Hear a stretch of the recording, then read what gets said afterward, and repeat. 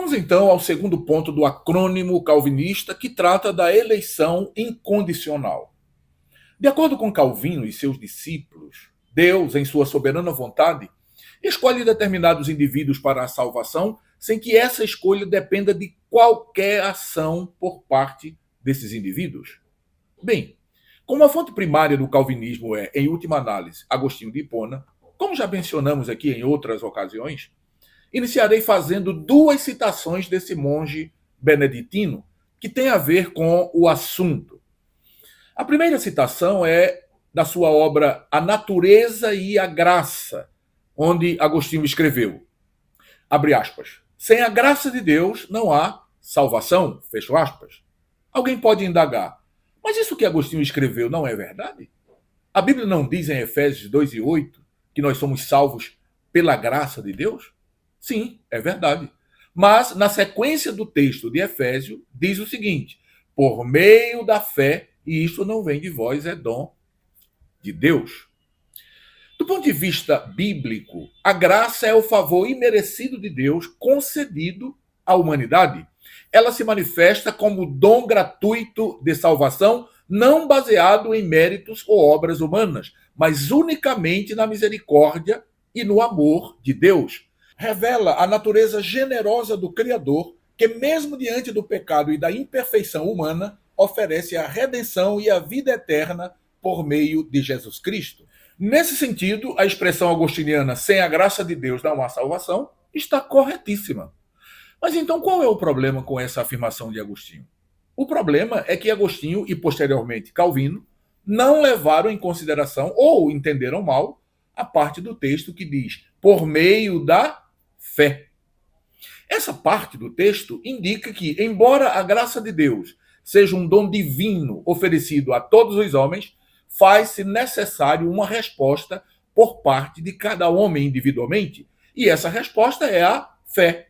O homem precisa reconhecer o seu estado de miserabilidade espiritual e crer que a graça oferecida por Deus, que é Cristo, pode tirá-lo desse estado caótico. Um dos textos mais conhecidos da Bíblia diz exatamente isso. João 3:16. Porque Deus amou o mundo de tal maneira que deu seu Filho unigênito para que todo aquele que nele crê não pereça, mas tenha a vida eterna. Vamos repetir a parte que diz, para que todo aquele que nele crê? Vamos lá. Para que todo aquele que nele crê. O quantificador todo encontrado nesse texto diz respeito a todos os homens, e não somente aos eleitos, como ensinam aí os calvinistas. O termo grego pans, traduzido por todo neste versículo, pode ser substituído por qualquer um, ou seja, qualquer pessoa pode vir a crer em Cristo como seu único e suficiente Salvador e alcançar a salvação. A expressão todo aquele que pode ser classificada como uma locução pronominal relativa e enfatiza que se trata de toda pessoa que cumpra determinada condição. Em outras palavras, a graça de Deus está disponível a todos. Contudo, faz-se necessário o homem crer e aceitá-la. Deus faz a oferta, o homem aceita. E é importante pontuar que isso não faz do homem o seu próprio salvador, de modo nenhum. Pois, como bem escreveu Agostinho, sem a graça de Deus não há salvação. É nisso que cremos. A graça é a mão de Deus estendida para o homem, e a fé é a mão do homem estendida para receber a salvação. E isso não fere em absolutamente nada a soberania divina. No processo da salvação, Deus continua sendo Deus e o homem continua dependente dele.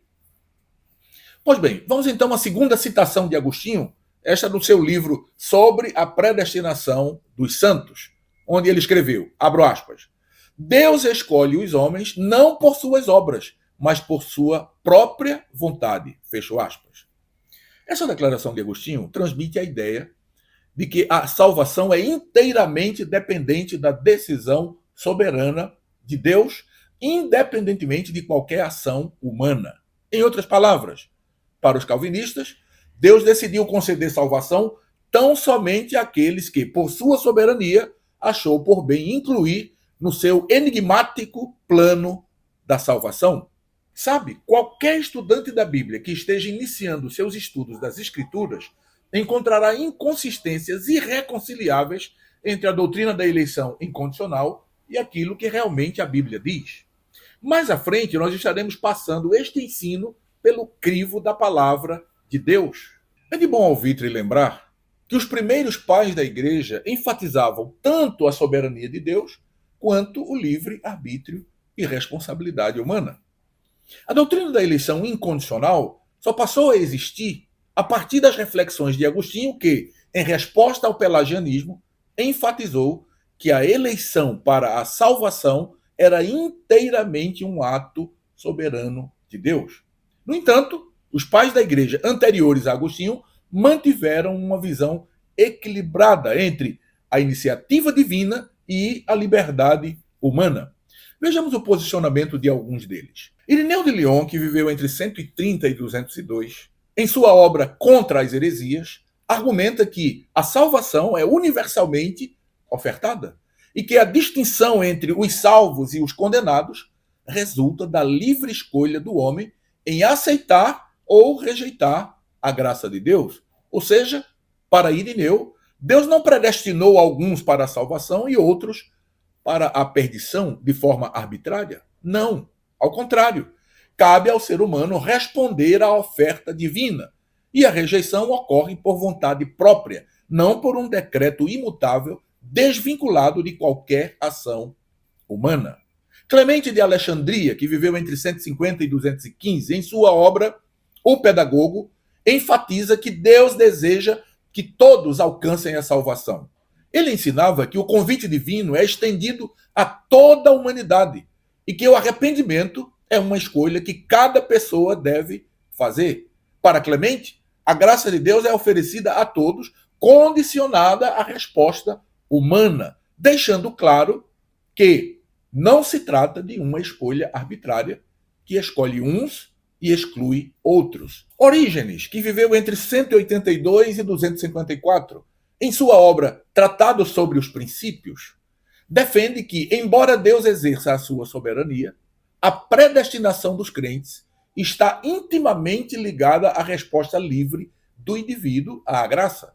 Em suas reflexões, Orígenes argumenta que, ao conhecer de antemão a disposição do homem, Deus predestina aqueles que, por meio do livre-arbítrio, responderão com fé à oferta da salvação. Essa perspectiva indica que a eleição não é incondicional, mas condicionada à futura resposta da fé do homem. Então pergunto, os testemunhos desses pais da igreja não são válidos? Por que somente a interpretação de Agostinho, que veio cerca de 2 séculos depois de todos eles, é correta? Todos os pais da igreja que vieram antes de Agostinho estavam errados? Sinceramente, gostaria que algum calvinista, não fanático, mas uma pessoa coerente, oferecesse respostas a essas indagações. Contudo, penso que não é uma missão fácil, ou seja, é uma missão praticamente impossível para quem se deixou capturar pelo sistema calvinista. A seguir, farei algumas citações de Calvino sobre o assunto.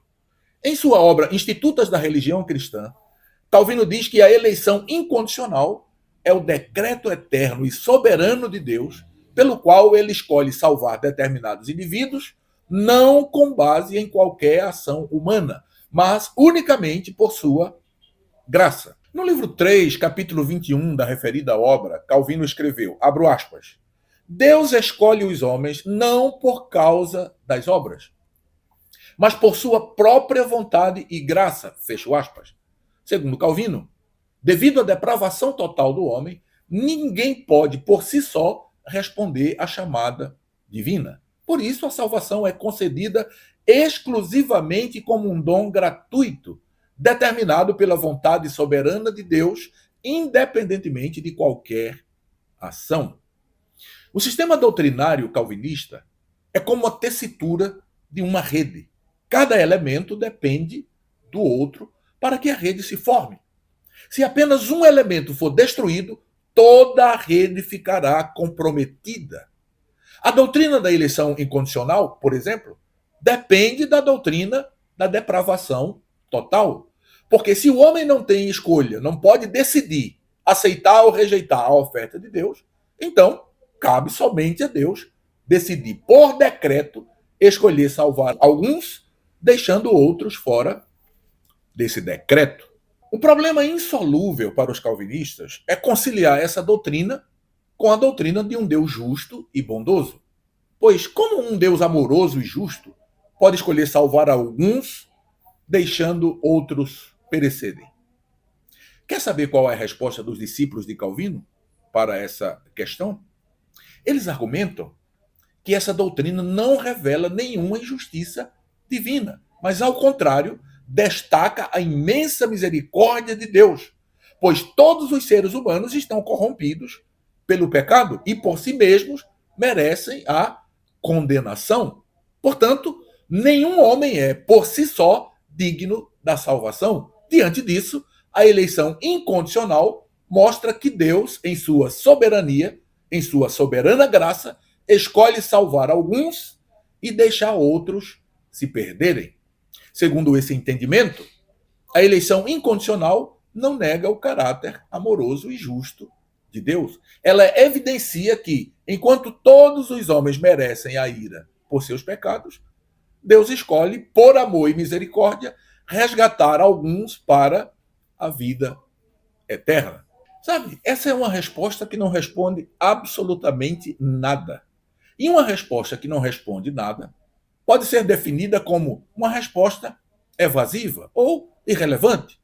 É o tipo da resposta que ocorre quando a pessoa dá uma explicação ou faz um comentário que não aborda diretamente a pergunta ou o problema apresentado. Ou seja, é mera tergiversação. Em outras palavras, é uma resposta que falha em fornecer a informação ou solução solicitada, podendo ser vaga, confusa ou fugir do assunto sem esclarecer devidamente a questão. Essa resposta vazia pode ser fruto da ambiguidade, desvio do assunto ou simplesmente da intenção de não se comprometer com uma posição assumida previamente. Interessante é a forma como alguns discípulos de Calvino tentam se esquivar de questões complexas como a que envolve, por exemplo, a soberania divina e a responsabilidade humana. Teólogos calvinistas frequentemente admitem que certas doutrinas transcendem a compreensão humana, pois são mistérios profundos da fé. Certo teólogo calvinista do nosso tempo disse o seguinte, abro aspas, para mim, isso é um mistério sem solução debaixo do sol. Não sei como Deus consegue ser soberano sem que a vontade de suas criaturas seja violentada. Fecho aspas. O motivo de não saberem explicar como a soberania de Deus e a liberdade humana se relacionam é simples.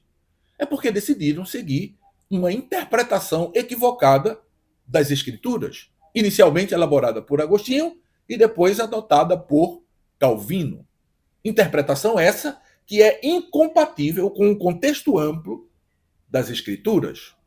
Eu quero trazer aqui uma ilustração, uma breve ilustração, que envolve a figura de um pai e de uma criança, de um filho, para que a gente entenda melhor a atitude dos calvinistas, dos discípulos de Calvino. Conta-se que certo pai entregou ao seu filho uma moeda de pequeno valor. E aquela criança ficou muito feliz com aquela moedinha, embora fosse uma moeda de pequeno valor. Brincando com a sua moeda, derrubou-a dentro de um vaso. E aquele vaso tinha a boca, a entrada estreita. Então aquela criança colocou a sua mãozinha e o seu braço, alcançou a moeda no fundo do vaso, fechou a sua mãozinha com a moeda dentro e tentou trazer de volta a sua mão junto com a moeda. Mas com a mão fechada, ele não conseguia trazer de volta ou tirar a sua mão daquele vaso. E ele ficou muito perturbado e começou então a chorar, porque ele não queria soltar aquela moedinha que estava lá no fundo daquele vaso. Começou a chorar, a chorar. O seu pai, vendo aquilo, se aproximou e disse, meu filho, abra sua mãozinha, solte essa moedinha aí no fundo do vaso, que o papai vai dar outra moeda a você.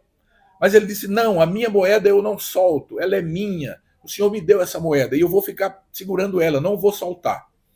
Então o pai entendeu aquela situação e resolveu fazer uma proposta ao seu filho e disse: se você soltar essa moeda, eu lhe dou uma cédula que vale muito mais do que ela. Então, de imediato, quando o pai fez essa proposta, aquela criança soltou a sua moedinha no fundo do vaso, então abriu a sua mão e ela voltou, ela saiu, ele tirou a mão do vaso, porque ele abriu a sua mãozinha e recebeu aquela oferta, ou seja, aquela cédula de maior valor do que a moedinha que estava lá no fundo do vaso. Assim são os discípulos de Calvino. Eles se apegam a uma interpretação equivocada das Escrituras e deixam de compreender todo o arcabouço do plano da redenção executado por Deus para a salvação do homem. Então, aqui vai um conselho para essas pessoas. Solta essa moedinha presa lá no fundo do pote e recebe a riqueza que o Pai Celestial tem para dar a todos aqueles que lhe pedirem. Faz isso e você certamente será grandemente abençoado.